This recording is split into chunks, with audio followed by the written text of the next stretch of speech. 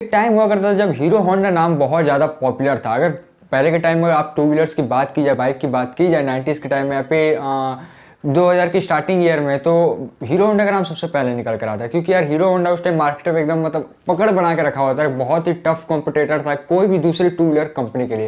लेकिन दोस्तों ऐसा क्या हुआ कि 2010 में दोनों ही कंपनियां स्प्लिट हो गई और अपनी अपनी बाइक्स बनाने लगी। मतलब अब हीरो अपना बाइक्स बनाने लगा, होंडा अपना बाइक बनाने लगा। हालांकि जब ये दोनों कंपनी एक साथ काम करती थी तब भी काफ़ी अच्छा इनका प्रोडक्शन होता था, काफ़ी अच्छा मार्केट में इनका वैल्यू था, लोग इसके प्रोडक्ट्स को पसंद करते थे, सेल भी अच्छी थी और एक बहुत ही एक अच्छा लेवल बना के रखे थे मार्केट में। उसके बावजूद भी ऐसा क्या हुआ कि ये दोनों कंपनियां अलग हो गई और अलग अलग बाइक को मैन्युफैक्चर करने लगे। हालांकि उनके इस डिसीजन से सबसे बड़ा यहाँ पर बात आता था सेल के ऊपर कि उनका सेल कैसा होगा अगर ये दोनों कंपनियां अलग हो जाए, तो पब्लिक इनके नए मॉडल्स को पसंद करेंगे नहीं करेंगे। तो ये एक बहुत ही बड़ा डिसीजन था दोनों ही कंपनियों का। दोस्तों इस वीडियो में हम ये डिस्कस करने वाला है कि आखिर ऐसा क्या हुआ कि 2010 के बाद ये दोनों ही कंपनियां अपने बाइक्स को अलग अलग प्रोड्यूस करने लगे और ऐसा क्या बात था कि मतलब कंपनियां इतने बड़े रिस्क को लेने के लिए भी तैयार थे।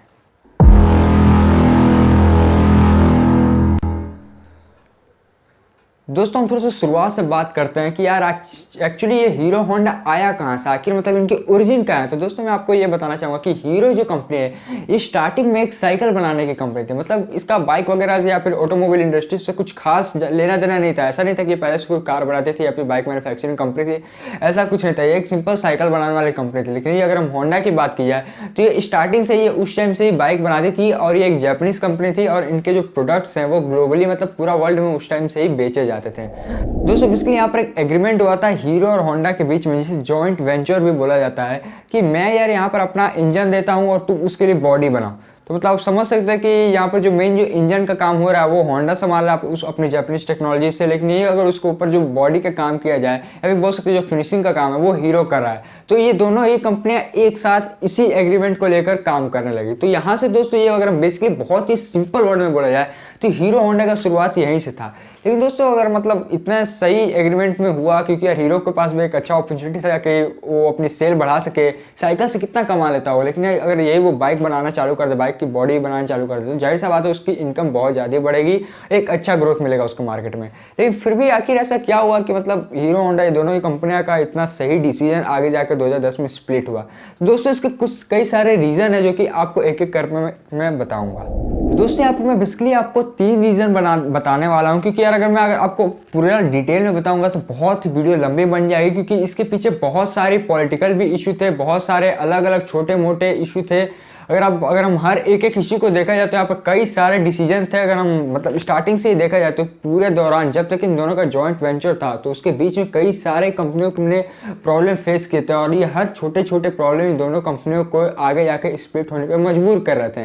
तो दोस्तों हम यहाँ पर मेनली बेसिक 3 पॉइंट्स के बारे में बात करने वाले हैं, जो कि एकदम जो बोला जाता है ना कि एकदम मतलब अभी यार फाइनल हो गया, अब हद हो गया, अब नहीं सह सकते हम, अब हमको हटना ही पड़ेगा। तो वो क्या क्या रीजन है। तो दोस्तों जो सबसे पहला रीजन था वो ये था कि जॉइंट वेंचर जो एग्रीमेंट था इसमें लिखा हुआ था कि हीरो होंडा का जो प्रोडक्शन है वो एक डोमेस्टिकल प्रोडक्शन होगा। मतलब आप बोल सकते हैं कि अब इसके प्रोडक्ट्स जो है सिर्फ इंडिया में बेचे जाएंगे, इंडिया के बाहर नहीं बेचे जाएंगे। तो यार ये जाहिर सा बात है कि ये हीरो को कहीं ना कहीं खटक रहा था, क्योंकि यार मतलब वो अपने प्रोडक्ट्स को बाहर नहीं बेच पा रहा था, सिर्फ और सिर्फ इंडिया में बेच सकता था, इंडिया और आपका नेपाल भूटान के एरिया में। बाकी बाहर के कंट्री में अगर हम फॉरेन कंट्री की बात की जाए, यूरोपियन कंट्रीज की बात की जाए, वो सब जगहों पर ये अपना प्रोडक्ट को एक्सपोर्ट नहीं कर सकता था। तो ये सबसे बड़ा रीजन था जिससे हीरो बहुत ज़्यादा सेटिस्फाई नहीं था। उसे मतलब ये बात का हमेशा से दुख था कि यार हम अपने प्रोडक्ट्स को इंडिया के बाहर नहीं बेच पा रहे, नहीं एक्सपोर्ट कर पा रहे हैं।